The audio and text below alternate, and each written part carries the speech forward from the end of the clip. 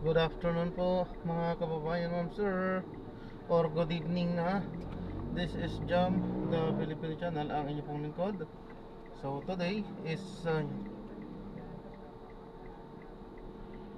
November 22, 2025. Tayo ngayon ay papunta diyan yan sa may old sa Uyo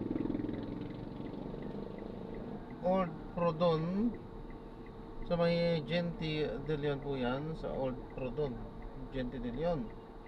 At dadalhin pa natin yan sa may One Felicity Center sa may Commonwealth Avenue, Holy Spirit, Old Balara, Quezon City.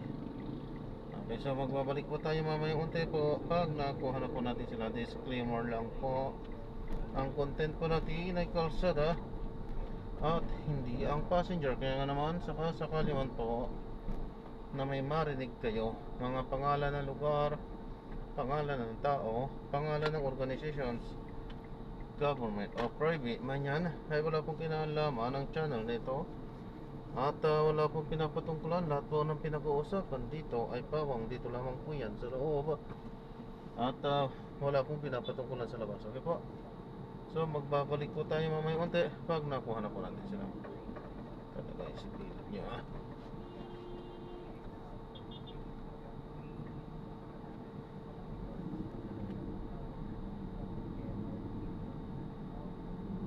So tala makinig tayo ng mga nagbabagong balita. Talaga yan kung tayo papunta doon sa ating pick-up area. So medyo mabigat itong pinakaharap ngayon ng ating Pangulo kung totoo man yung mga allegations laban sa kanya ni Congressman Saldi po, talagang meron talaga itong daring doon sa mga ikinakasa ng mga business protest, ganoon din ng mga mass movements na nangyayari at the moment. And then siguro Doc, kunin ko rin yung inyong pahayag o reaksyon. Ano po ang masasabi po ninyo doon po sa mga nagsasabing bukas sila na based sa Constitution kung magbitiw si Pangulong Marcos at Vice President na si Tito Soto as Senate President yung magiging kumbaga Pangulo ng Pilipinas, kasi sinasabi nila may aligasyon si Pangulong Marcos, Vice President naman hindi may paliwanag yung confidential funds niya. Go ahead po.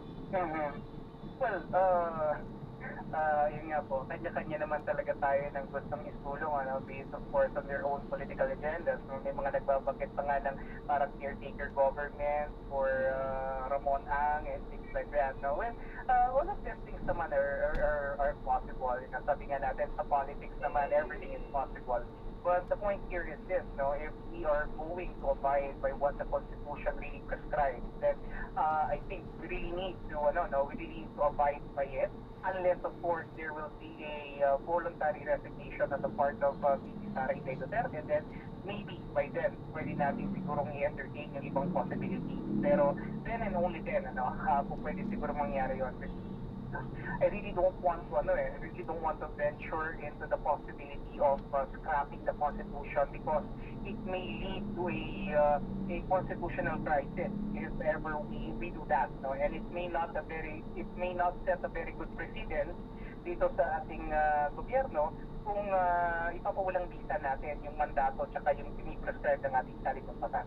Oo. And then siguro Doc, tanong ko na rin, sa tingin niyo po ba anong basa nyo? Last na barahan na po ba ni Senator Amy Marcos yung kanyang pinitawang salita, o may mga pasabog pa sa mga susunod na kumbaga pagtitipon?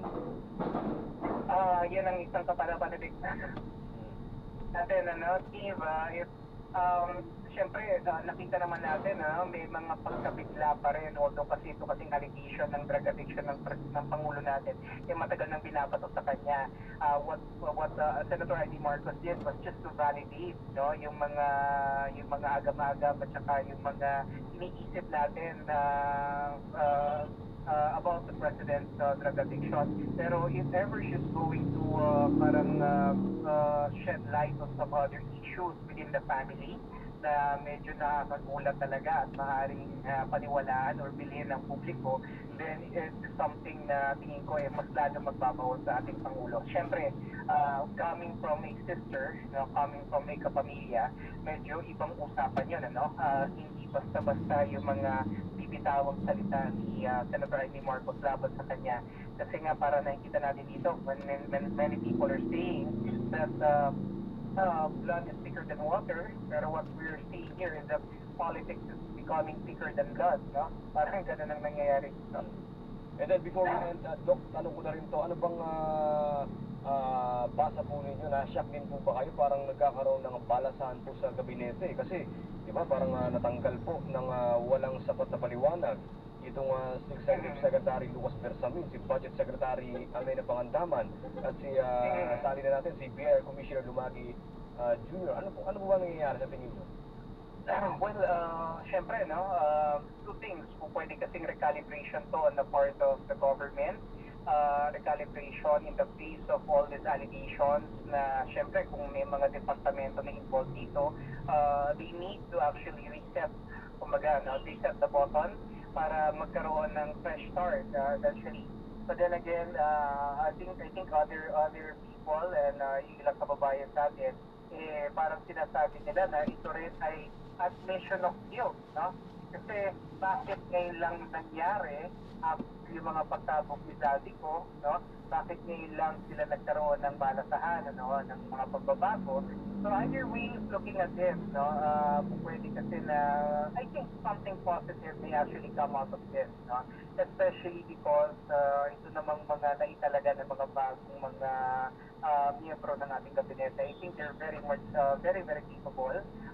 Ilan sa kanila ay nagtitipid sa pamahalaan in varying capacities, even in the private sector. So I think they're going to bring something new to the table, and they're going to bring some level of excellence as well. And I think it's a good thing na mapalitan na somehow para yung level of trust and confidence ng taong bayan doon sa mga dati na nakaupo, medyo kahit paano may isa ng bahagya yung kanilang nararamdaman na disgust or dismay, no, sa mga nagdaang mga opisyal na to. So, ibig sabihin parang tama lang yung ginagawang hakbang ng Malacanang. Yeah, actually, para sa akin, tama yun, ano? Kasi nga, ito ay pagpapakita rin naman ng pag-intindi doon sa panawagan ng ating mga kababayan. Alright, Doc, maraming salamat po sa inyong oras. Mag-ingat po kayo and happy weekend. Anytime, Steve, mag-ingat po kayo at mabuhay kayo. Yan po si Dr. Froilan Canilong, Political Analyst at Faculty po ng Department of Political Science and the Graduate School ng University of Santo Tomas. Ang taong bayan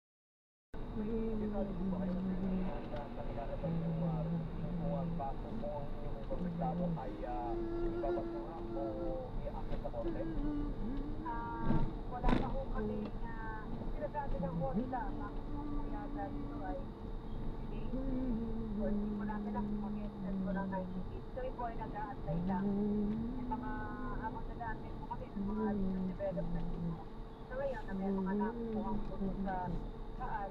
So yun po, nagpapasalamat po kami dahil talagang po yung sinasabi ng ating lower, na talagang may mga tinatapos ko. Lang naman yung video sa Bungero, may mga ibang tao pa rin na tinatapos ko. So, talagang pwede ko yung business ko. Kaya habang merong ganyang mga development, nagkakaroon ng mas malaking pag-aasa na magkaroon man lang ng cross-matching or sa DNA matching ng ating mga kaalam. So kahit dalawa siya, dalawa po, at po ay umaasa sa awa ng Panginoon na magkaroon ng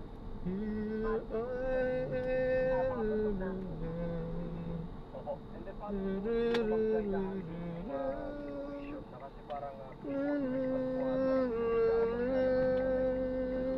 tapos hanggang ngayon wala pa rin nagmamatch nakukuha po ito taal. kaya ngayon po, kami ay umaasa na lang sa Panginoon. Pag wala kasi kami tiwala, magsala kami mahirapan. So, nagkaroon ng tiwala na magkakaroon talaga ng ang pag-aaral po namin ay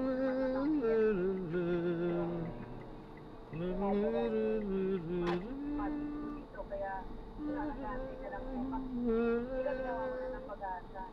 Kahit wala pa silang nakukuha kasi nakapagay nga ako kami ng board. So, makakapaghintay pa po kami. Sana magkaroon din po ng magandang result bago bukas ng probable cause sa ating mga kinasuhan. Yung ginagawa po niya, cross-watching po ng DNA sa mga nakuhang puso na wala pa rin result. Kayo po ba ay napapagalan sa nangyayari po pag-usad ng proseso o investigasyon? Sa ngayon ho, talagang alam naman niya ang proseso ng gobyerno eh. Hindi natin pwedeng sabihin mabagal, hindi pwedeng sabihin tama lang. So talagang kami ay nag-aantay lang. As much as possible, kung talagang tinatrabaho mo nila ng mabilis, lalabas ko yun ng mabilis. Kami ay sa kanila lang nag-depende mga ito sa magiging resulta. It's out of it's not in our control eh. And then, siguro, siyempre naman po, Nakakaya sa pamilya ng mga nagdad dito kasi di ba alam na ko na nawawala yung safe ng mga tao ko. So kami po ay malaki pa rin ang aming tiwala pag-asa na ito ho ay hindi mababasura. Kasi kompleto mo naman sa ebidensya, kami po yung umaasa sa ganito. Kumbaga, naniniwala kayo po siya na talagang matibay, tapat yung ebidensya po ninyo na doon po sa binigay niyo po sa DOJ at tiwala po kayo doon sa whistleblower na si Julie Patilongan at si Atong Ang at iba pa yung may kailangan sa Bilis Kabungero kahit na si Julie Patilongan po ay dating kasama po ni Atong Ang, parang gano'n. Yun ang pinakamagandang ebidensya, lagi siyang kasama eh, di ba? So, paano nila papatunayang hindi nangyari yun? Yung mismong right hand, o yung mismong amator niya, o mismong tao nakasama nila na for how many years. Sila nagsabi, nagturo, may mga puto. Ano ba ang kulang? Saan yung gustong tuwan, ma'am? Dito sa MacArthur o yung dito na lang sa ano? Dito lang po Sa sa totoo lang, medyo Kaliwa? hindi mapapaniwala ito.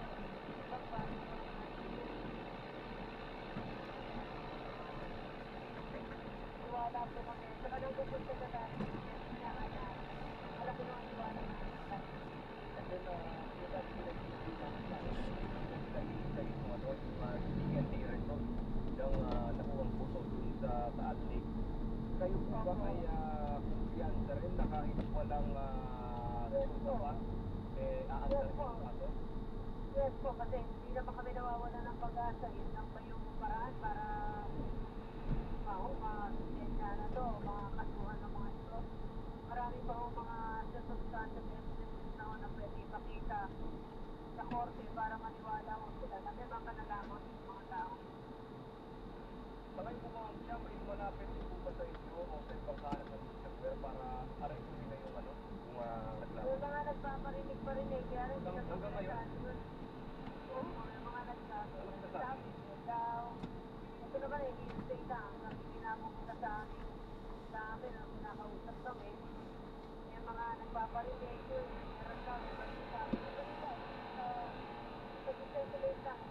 Kaya na-arrestin daw, para sa grupo namin, walang kwenta yung pera eh. Sanay naman tayo walang ganyan, so baka magka-problema ba kami kung kami ay tatanggap ng mga ganyan. Diba?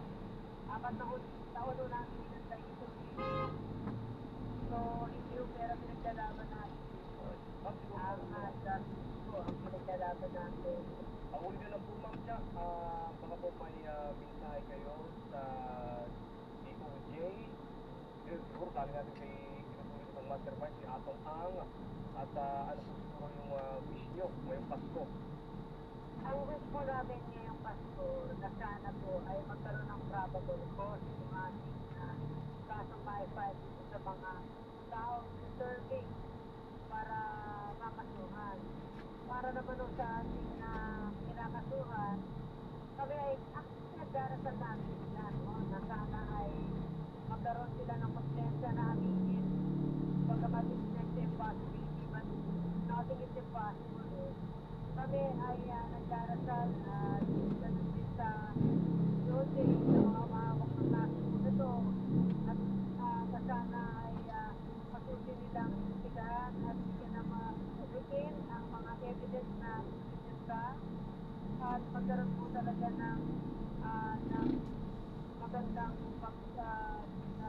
pagdesisyon. Ganun din po ang aming whistleblower na sana ay ingatan ng buhay niya at ganun din ang pamilya niya. Pinagdarasal po namin siya na sana ay lagi siyang nasa magandang katayuan, siya, dahil naman inaasahan po namin si Session ng Panginoon sa kayong mga kapatid sa ngayon. Pero dito sa kapulisan, kami ay umaasa na binibigyan mo ng protection ng mga tao ito para once and for all, magbibigyan na po kami ng mahaba po ito, pero once and yung babagulkon po eh. Nagdarasal lang po kami. Alright, Ma'am Cha, maraming salamat po. Maraming salamat po mag-ingat po kayo palagi. Maraming salamat po sa inyo kasi binubuhay niyo pa rin yung meeting sa Bungero issue. Salamat po ng madami. Ano po si Ma'am Cha Lasco, kapatid po ni Ricardo Lasco, dito po sa mga nawawalan sa Bungero. Ano po, tabayanin po natin yung mga development po dyan at ongoing pa rin po yung hearing ng mga panel prosecutor po na para po daw submitted for resolution na hindi nila po natin kung iapit sa korte o iapit yung kapasukan yung tawag po nila. Sabi po rin ng gabi, sabi naman po tayo dun sa anong batas o interest po ito, no? Public interest itong House Bill para i-disqualify yung mga government contractors sa pagiging part of this nominee. Yun po yung sinusulong mismo no, ngayong nagtagan ng kontrobersya sa Manual yung Flood Control Project. Ako po natin si Representative Antonio Tinio, mga Teachers Party List. Pong magandang gabi po, speak po ito. Ay, magandang gabi sa ating mga tagapangin. Sige po, ingat po kami, kumbaga ipaliwanag po ninyo, ano po bang nilalaman itong House Bill? Well, sinay natin yung ang House Bill para amyandahan ang party ito. So, ang intention ito o layunin nito ay maibalik sa original na intensyon ng party system na ito ay sistema para makapasok sa Kongreso at mabigyan ng representation ang mga marginalized and underrepresented sectors. So, nung nagsimula ang party system, ganyan pa ang pinag-isipan, ano? Pero nagkaroon ng sunod-sunod na mga Supreme Court decision, in other words, jurisprudence, na nagbukas at nagbuwag sa mga requisitors para sa party list na ang mga party list ngayon na necessarily kumakatawan sa mga interest ng marginalized and underrepresented sector at nag-load din sa usapin ng mga nominee na napakaraming kaso na possibly ang isang party list ay kumakatawan sa isang sektor pero yung nominee dito hindi naman galing sa sektor na yun, very obviously. So, mga famous na example niya yung dati party list daw para sa mga security guard pero ang sinatawan ay yung anak ni former President Nori Arroyo sabi Congressman din Mikey Arroyo. So, dahil sa mga ganyang realidad, dapat ito pa yung dynasty napaka-nagano sila na political dynasty ay nagtayo na rin ang party extension na, no? Kung sa kanila ni district representative, sa kanila ni mga local government institution, ngayon, pati yung party na meron din sila. So, hindi po natin ay lalayong matigil ang ganyang pag-abuso sa party system at sa pamamagitan ng pag-introduce ng mga provision na nagtatakda na kailangan the parties, nagre-represent sa marginalized sector. Kailangan yung pinatawan dito ay galing sa marginalized sector. Tapos, bawal ang kandidato mula sa political dynasty may mga nakaupong kamag-anak up to 40 degrees of consanguinity. Sabihin hanggang mga pinsan, no, at mga tito, gano'n. At kasama din yung explicit na pagbabawal sa mga kontrakto na maging parties representatives.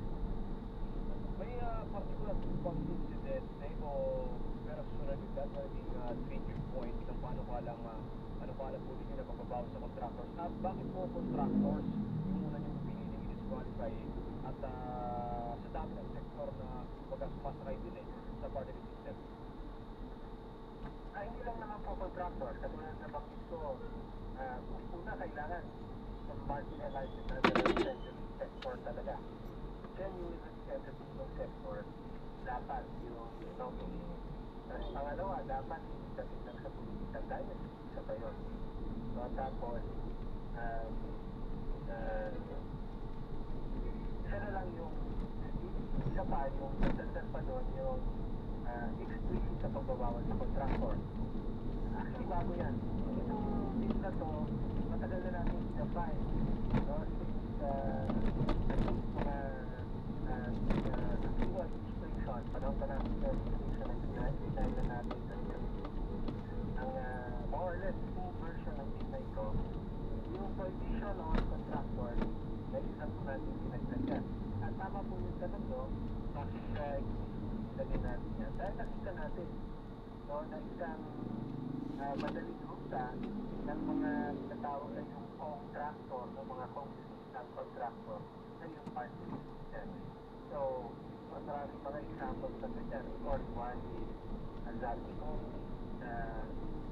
contractor siya, pero sa mga kongreso, ngayon, mapapangin ng isang president, diba? Na isang malaking contractor din. Marami pang mga examples na ganyan. So, yun po, of course, merong tumutugon din tayo sa mga development, mga kasalukuyang development sa ating panukanang. Pero paano po tulan po yung argument kasi na hindi naman lahat ng contractors sa isang saan mali yan? Yes, pero I think ang pinaka-problema dyan ay yung conflict of interest. No, dahil ang isang malaking bahagi talaga ng trabaho ng kongresista ay yung sa budget, ang malaking bahagi ng budget, yung pag-pusin dapat sa budget, approval ng budget, pag-pusin sa budget, oversight sa budget. At ang malaking bahagi ng budget, hindi maiiwasan ay infrastructure. No? Kaya, infrastructure and procurement. Pero pag sinabing contractor, hindi na naman infrastructure. So, mga suppliers, so on and so forth. So, procurement, in other words. So, may malinaw na conflict of interest. Agad, kung contractor na gobyerno, tapos kongresista ka rin. Kasi kahit pa, halimbawa, may mga iba nagsabi, nag-request na kami, pero hindi sabihin na doon ay sa papel, hindi na siya ang may-ari ng kumpanya, pero mga kamag-anak pa rin naman niya. So, kaya po, hindi natin importante na may taas ang pagbabawal tayo sa paglawak ng kontrakto sa party system. Siguro panghuli na lang po, kung gaano po tayo kakumpiyansa na may kasabatan ito lalo na tamang hindi naman po talaga siguro ito kasi sagot ko yung mainit yung contractors ngayon pero how do you prepare din po sa mga haharang na mga bumabatag po sa inyong inutuloy? Pero po, ano na tayo ilusyon na madalimay. Pero kapag nandito ng political dynasty na sa unang hingin at sa realidad, may nilagpasa sa Kongreso dahil yung mga political dynasty ang marami sa members ng Congress at ng Senate. Ganoon din sa usapin ng mga contractors, paparami na at may influensya ang mga contractors. So, kinikilala natin na hindi magiging madali Isa, napakalagaan na po ng ahitasyon at galit ng mamamayan. Tama lang yan dahil nga sa sobrang corruption at pang-abuso na sangkot ang mga kontraktor at paging ang mabibigatan. So, ang naasahan natin ay magagamit ang galit ng mamamayan para maging lang ito. So, bukod sa pagpapanakot sa mga sangkot, ay magkaroon din tulak ang pagsulong ng mga matagal ng naasam natin, matagal ng gusto ng marami sa bayan natin na magkaroon ng paydayan dito at tayo.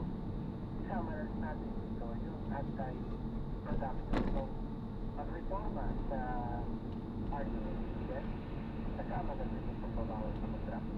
Alright. So, maraming salamat po. Mag-ingat po kayo. Thank you po. Maraming salamat. Maganda din po. Yan po si Acting Responsibility Representative Anton Aquino. Iban-iba yung mga government natin contractors. Nabanggit po niya, may pinakamadaling daan para makulit po yung pera ng taong bayan. Kasi yung mga tinatawag nga po ng contractor. Sa kanila din babaw sa yung budget nila, no? Sa mga kumpa nila, yung budget po sana nasa maayos na proyekto, nakukuha, nakukulibat. Anyway, 7:03 na po ng gabi. Maraming salamat po sa mga nakinig. Tumutok at tuwa po sa amin simula kanina alas 6 ng gabi hanggang alas 11 ng gabi sa mga nakatutok po sa CCN Radyo Katong sa Island at syempre CCNN Teleradio. Pero bago po tayo magtapos, patayo ko lang po ng happy birthday ang tita ko po, si Tita Lorena Ampuan. Happy birthday po, happy birthday. At syempre pinapabati niyo po ni John Baptist Steve. Ito si Ma'am Sol de Noraya. Birthday niya pala ngayon, November 22, kay Vice Mayor Sol de Noraya. Yan po ay sa Santa Margarita Samar. Happy birthday po. O paano? Susunod na po. Susunod na po ang Feel Kita kasama po ating birthday girl. Sabi ko yung handaan din ngayon. May pakain ba dyan? Si Tito Star. Ingat tayo rin. Happy birthday po, Tito Star. Kita po, kita. Kasama po ating birthday girl at si Tito Star Gazer. Happy birthday. Maraming salamat sa kapagkayang. Ingat po kayo. Ako po si Raj Patros Libras at ito ang Story Outlook by kalakayan ating pakinggan. Story Outlook.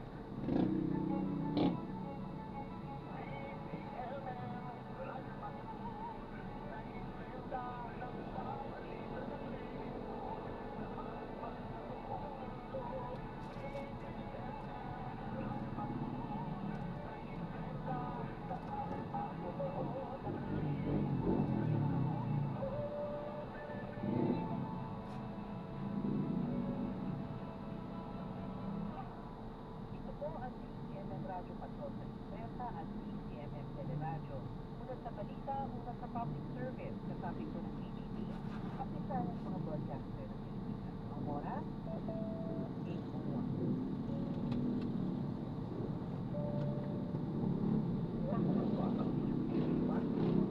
May pamagat na nararamdaman.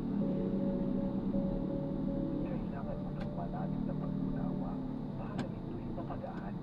Ating bigyang liwanag ang mga suliratin sa pusong isipan gamit ang meditation healing at iba pang wellness technique. Ang magiging gabay sa espiritual, mental at emosyonal na dalahin. Ihinga na yan.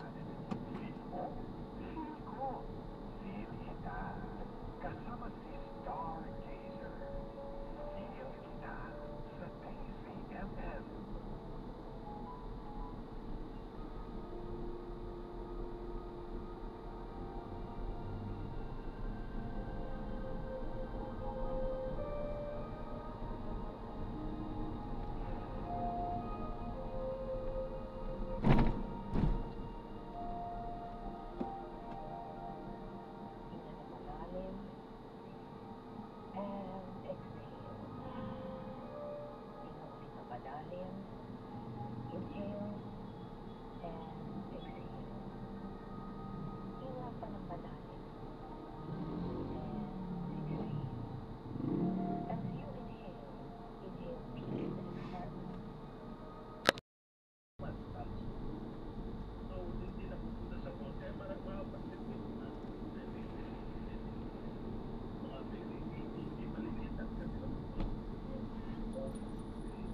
Okay.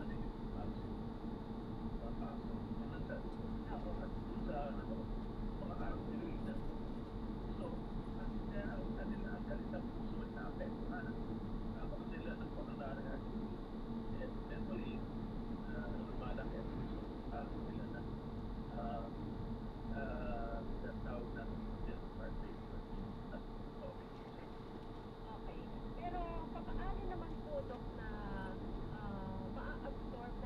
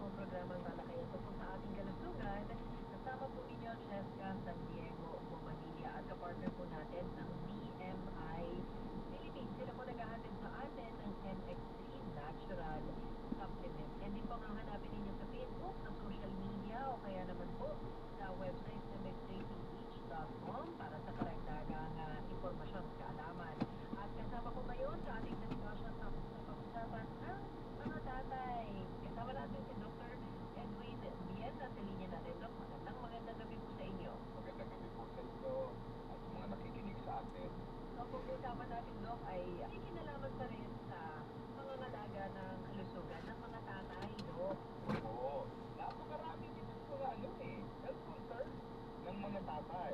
Isa na ron yung problema sa baga, tatalakayin natin, pati na rin sa puso, at iba pa. Sabi mo nga, Dok, marami ito na nararanasan ng ating mga tatay. Pero isa yata sa trait o characteristic ng mga tatay.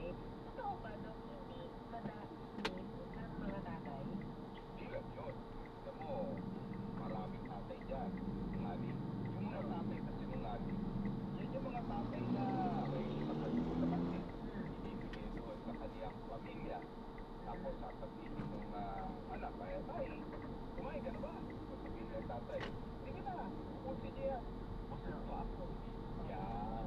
Sinungaling na tatay yun kasi hindi tayo kumakain. Eh, itong mga tatay dito dahil sa pagkasakripisyo nila, siyempre pagkahanap buhay, may mga dinaramdam din pala sila na hindi nila pwedeng sabihin.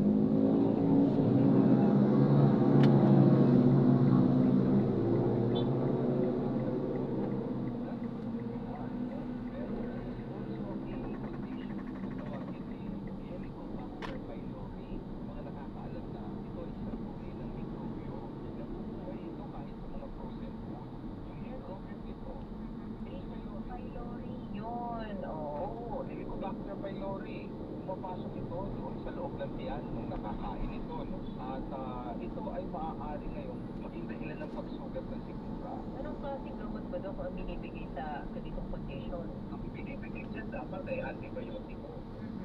Antibiotiko, temporarily binibigyan din ng kontra pangangasim.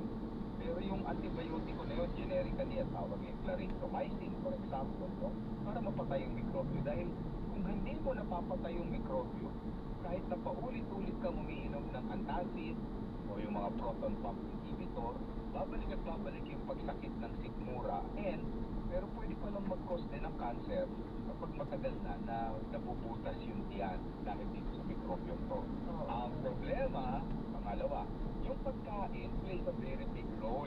Yung nabubuhay sa delata ba? Nabubuhay sa delata kasi nang madaling lutuin, di basta-basta nakakapamalengke. Yung delata, temporarily okay lang, pero kung madalas na itong kinakain, may mga laman kasi ito ng mga ingredients na maaaring maging dahilan ng problemang dagdag pa. Yung hindi lang nila nalalasahan, maalat ang delata. Kanina binabagit natin yung pagsakit ng sikmura. Kung ito ay acid, pwede itong umakyat no, papunta ng dibdib. Tinatawag nating heartburn. Kaya maraming mga kalalakihan, nakakaramdam sila ng paninikip ng dibdib. Nakakatakot sila, baka atake na ito sa puso. Pero pwedeng ito ay konektado pa rin doon sa pagkakaroon niya ng acidity. So it's very important na nagpapacheck up yung mga tatay. Ang problema sa tatay, bihira ang voluntary, even if by clinic, na darating din isang lalaki para magpa-check up kapag nakakaramdam ng paninikip ng dibdib o kaya pagkahago o mabigat sa dibdib. Kinukunan natin yan ng blood pressure. Now, alam mo ba, nagbago na ang sukatan ng blood pressure ngayon. Noong araw, ang considered nating mataas na BP o hypertension ay 140/90 and above. Hindi na ngayon. Hindi na ngayon. Ayon dito sa study na ginawa nila sa Europa for the group of doctors under the hypertensive group, ang normal na blood pressure should be below 120/80. Below. So, hindi dapat naabot ng 120.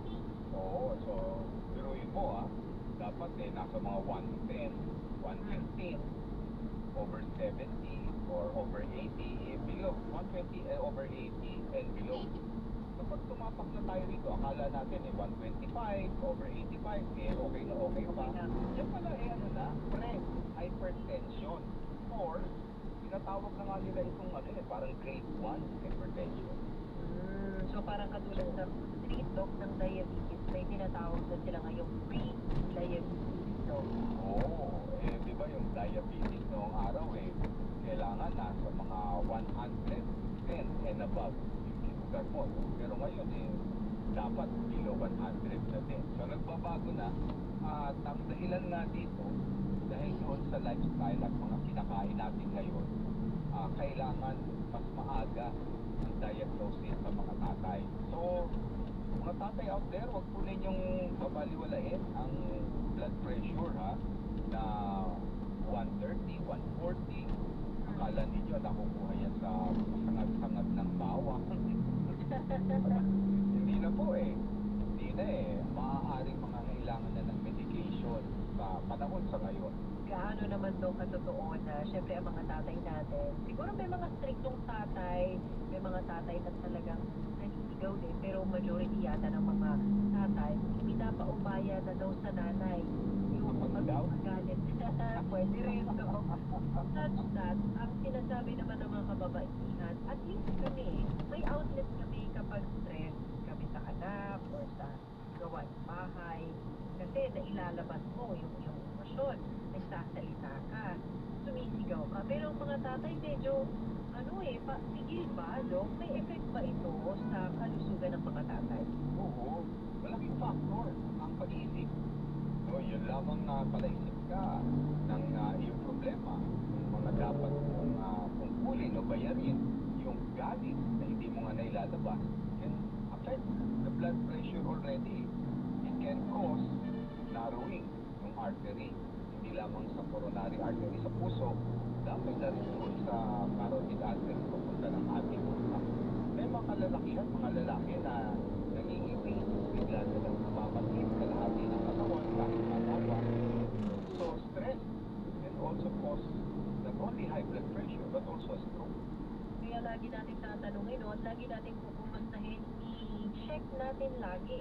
Kumusta ang ating mga tatay o yung mga asawa natin? Kasi pag hindi dumadaing, Dok, minsan hindi natin naaalala kumustahin kung okay sila. Oo, dahil nga sabi natin kanina, hindi yan magpapacheck up ng pusa nila. Dapat aware din tayo. Alam mo, may mga nabibili na ngayong mga mga screening lang to, hindi naman very accurate ito. Pero yung pwedeng kang kuhaan ng pulso at saka ng blood pressure, di ba? Mga nasa mga online yan, nabibili na yan no?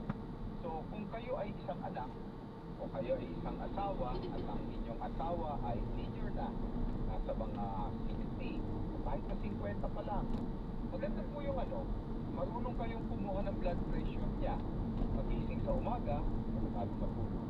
So yan ay ilan lamang sa mga tips na pwede natin gawin. Lalo na, Dok, kung ang asawang lalaki ay senior na ba o pupunta na sa senior age? That's true. Kasi sa ayaw at gusto natin, habang tumatanda tayo, naninigas yung mga ugat natin. Ito na tawag na atherosclerosis. So this is important that it might cause a stroke, a heart attack, or increase in blood pressure. Baka may mga tanong kung ating mga listeners kami po ay open, bukas ang ating mga linya para po sa inyong mga mensahe o katanungan or clarification sa ating dinidiscuss ngayon. Kasama nga po si Dr. Ian Binbin. Kalusugan ng mga tatay ang ating pinag-uusapan dahil kailangan pa i-remind ang ating mga tatay kung gaano kahalaga din na sila ay palaging healthy. Tutuloy tayo sa ating talakayan matapos lamang ang ilang paalala. Kung may tanong, i-message niyo po si Doc. Sabi niya, Edwin C. Bien, ang kanyang messenger account. Pwede rin po sa Facebook page ng FX3 Natural Supplements. Pwede rin po yung sa akin, yung aking buong pangalan, Jessica Santiago Umancia. At itutuloy natin ang discussion matapos naman po ang ilang paalala. This time check is brought to you by ACS Manufacturing Corporation, ISO certified, maker of world-class quality Pride detergent. Ang balitang ito ay hatid sa inyo ng ACS Manufacturing Corporation, ISO certified, maker of world-class quality Pride detergent. Number 1. Si Mommy at si Washing Machine. Galing sa Pride Washing Machine detergent. Hello, Washing! Hello, Mommy. Laundry day na naman. Ready ka na sa mancha, chocolate, putik, di ba? Kaya yan ang Pride Washing Machine detergent. May triple stay-away formula. Hanggang makapit, maligid, at malupit na dumi man siya. Easy ang labada. Wala noon, hanggang ngayon. All you need is pride. All you need is pride. Pride detergents manufactured by ACS Manufacturing Corporation. ISO certified, world-class quality. Healthy Minute, hatid sa inyo ng MX3. Hi, this is Dr. Emilien. O baka naman, dumadaing na naman kayo ng masakit-sakit ang inyong mga kasukasuan. Lalo na sa panahon ngayon na papasok na ang taglamig. Yung iba po sa inyo ay naninigas. Ang inyong mga tuhod, ang inyong mga siko, pati na rin ang inyong mga daliri. Yung iba, nahihirapang tumayo galing sa pag-upo dahil sumasakit ang kanilang balakang. Alam po ninyo, ang inflammation, ang ugat ng mga kirot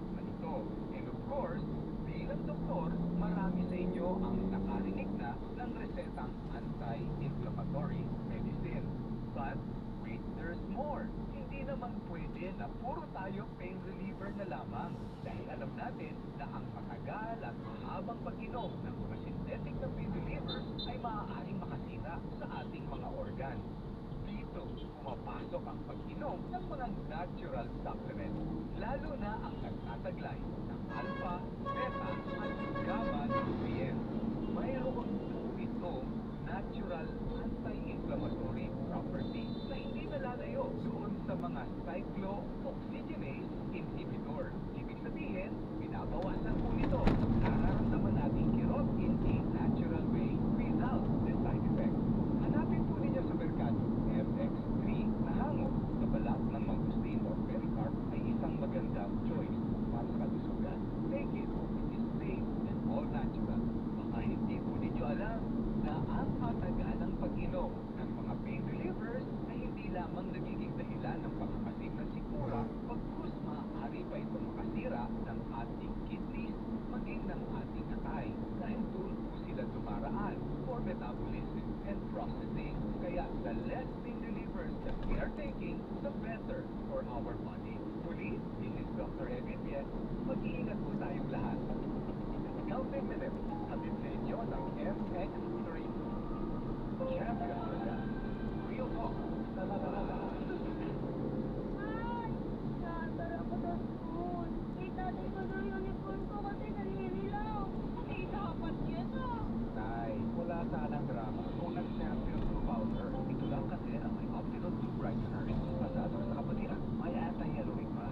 Champion, blue powder, green yan ah. Correct. Easy lang. Walang labadrama. Champion, sapat po sa inyo. Tara na! Bukas na yan. Wala naman huli ko eh. May ako sentence na ito. Hahabol na lang ako sa iyo. Ganyan ang Pinoy. Ang Pilipino, kahit walang nakatingin, tapat. Isang paalala mula sa FX3 na niniwalang mabuti ang Pinoy. Champion for that. Real talk. Sa lahat. Naninilaw pa rin ko. Damit. Kamay ko. Sakit, sakit. Magsak. Naklaro ba lang yan? Ang drama, no? Mag-use Champion Blue Powder ka na kasi. May optical blue brighteners kaya solid at maputi. Anti-yellowing din. Champion? Blue powder? Yes, Champion. Easy lang. Walang labadrama.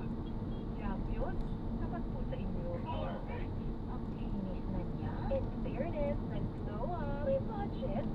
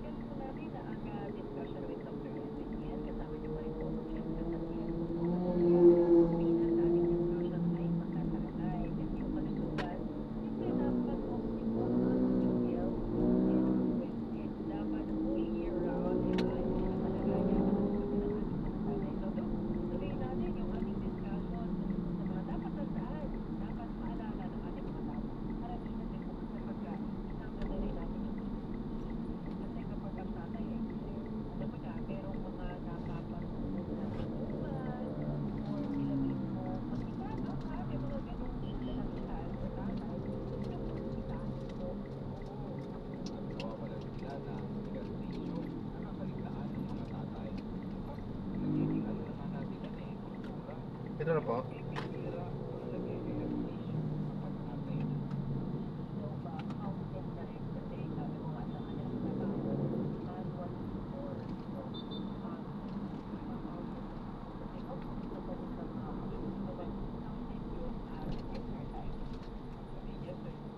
Pag halimbawa ang trabaho nila, pilitin for a particular function only, ay napapagod sila. Hindi mo yun makakount as exercise. Halimbawa, natapos sila ang trabaho ng train operator. O ano ginagawa ng train operator? Makakapagod. Hindi na exercise. Hindi lang katawan. So, pag-iyon, dapat i-ayos nila ang tatay. Siguro yung paunti-unti na addition ng exercise routine, diba? Yung so, i-drop na natin sila. So, maraming salamat po Yung mga stretching, kahit sa hindi naman panonood. talaga Hanggang sa muli po, ingat. God bless. yung mga stretching, Paalam po muna. Pansamantala tayo gagawa na ng ibang video sa ating susunod na mission. Paalam po. yan yata yung magandang pinagsak sa kanilang araw-araw. Kumusin, naupuso na rin lang ngayon ang walking at saka running 3 times a week ng 30 minutes of walking, jogging, plays a very good exercise para sa kanya. Kasi di ba meron silang parang pinadaman ngayon no, na recommended na ay 10,000 steps per day. Dahil ang hirap ang tutilon, ano? Marami mga tatay naman ang trabaho ng BPO o mga nasa call center. Ang may papayo ko dahil ang usual na floor nila matataas. Pati yung ehersisyo, kasi manaot din sa floor ninyo. Oo, nasa 7th floor kayo. Okay po ninyong aakyat na 3 beses, mababa 2 beses sa 7th floor. Makaka-achieve kayo ng maraming steps.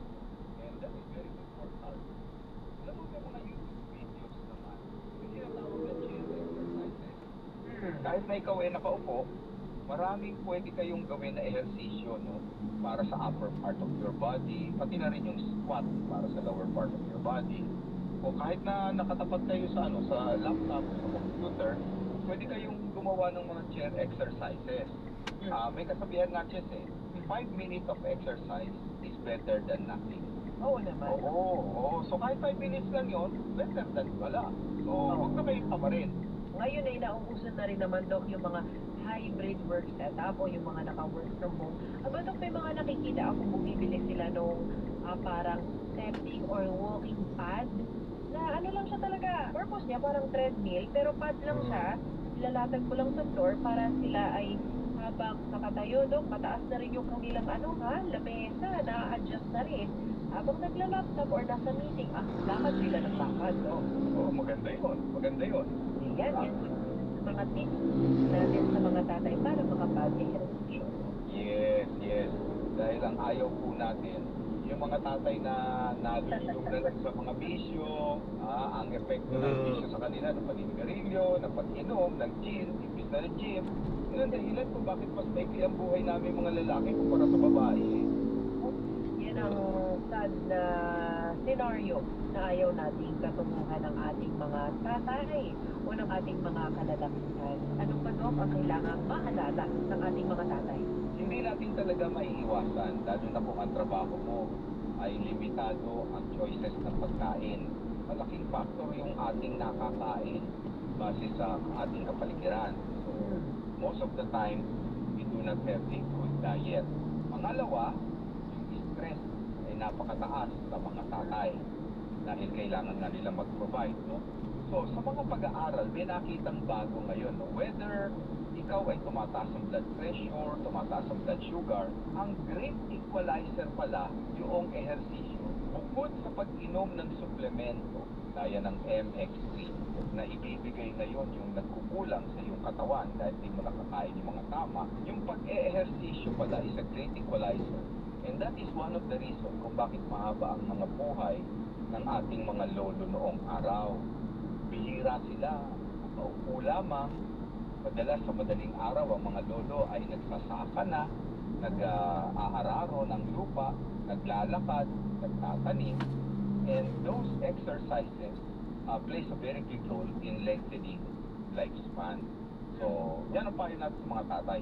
Humanap sila ng ehersisyo na maganda para sa kanila na simple lang kahit na magagawa sa workplace nila. Isa sa best exercise ay squat, lalo na kung nag-squat ka at may hawak ka halimbawa na 1 litro ng tubig na hawak-hawak mo habang naka-outstretch ang kamay mo. Yung paghaba pala ng buhay of all the body parts is dependent on a strong leg. Yung very strong leg is one determinant to a long life. At ang nagpapahaba ng buhay is walking. Kaya yung mga tatay na syempre mahilig na rin mag-gym, nagpapalaki ng katawan. Sabi nga, huwag kakalimutan ang leg day, Doc. Oo, ang buhay pala humahaba habang lumalaki. Yung ang tawag sa English ng mga doktor dito, gastrocnemius eh. Yung pagpikuran nung muscle mo doon sa iyong lower leg. Mas malaki yun, mas maganda. Pangit nga lang sa babae. Pinaka-binti. Oo, yung malaking binti. Kasi yung palang malaking binti stabilizes the body. Sa paglalakad, sa pagtakbo, sa pagpupo. So habang tumatanda tayo, pinakamahirap na, alam mo, yung mga 70, 80 years old, ang problema nila yung pagbangon mula sa pagkakaupo. O pagbangon mula sa kama para tumayo. O kaya pagbangon mula sa toilet, sa toilet bowl. And it all depends doon sa kanilang leg strength. Leg strength, stability, and balance. Yan pala yung huwag kalilimutan sa mga exercises na ginagawa natin. Aside from that, Doc, Well, aside from that, yung pag-inom ng supplement, now it is a mandatory yung nagsa-supplement tayo dahil we have to accept yung fact hindi natin nakukuha yung sa sapat na sustansya sa kinakain natin. As a doctor, maganda para sa akin yung mga natural food supplements. And ang isa sa napipili ko yung MX3 capsule na 500 milligrams. yung karamihan pa naman, Doc, ng mga tatay, isa yan sa nakakaligtaan din nila. Parang ayaw nilang uminom ng gamot, parang Ayaw. supplements pa Ayaw. Oo, huwag mong tawagin na gamot para sa inyong mga tatay o asawa. Tawagin po ninyo parang vitamina, pampapower. Maganda yung word na power. Pampapower to, tay. Pampapower to, darling. Inumin mo tong MX3 capsule. O, yun. Ay, ayan, so na-drop na natin sila. So maraming salamat po sa panonood. Hanggang sa muli, ingat. God bless. Paalam po muna pa samantala, tayo gagawa na ng ibang video ito dito sa ating susunod na mission. Paalam po.